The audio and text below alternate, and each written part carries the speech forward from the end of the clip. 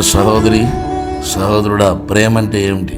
భరించుట, సహించుట, క్షమించుట, మౌనముగా ఉండుట.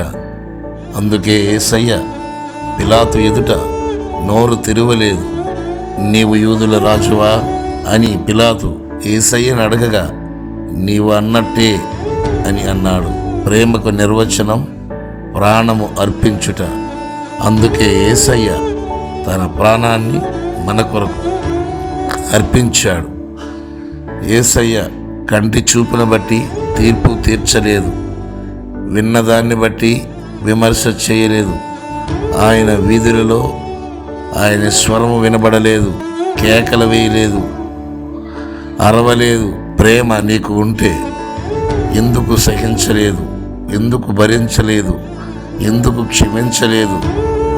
నీ ప్రేమకి నిజమైన శక్తి ఉంటే ప్రాణము పెట్టకపోయినా సరే నువ్వు ప్రేమించే వ్యక్తి బాగుండాలని కోరుకోవాలి. నీవు నిజముగా ప్రేమ ఉంటే ఎందుకు అరుస్తావు? ఎందుకు కేకలు వేస్తావు? ఎందుకు గొడవలు పెడుతున్నావు?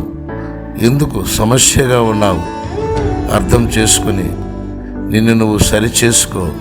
దేవుని యొక్క మనసు కలిగి నీవు నడుచుకో.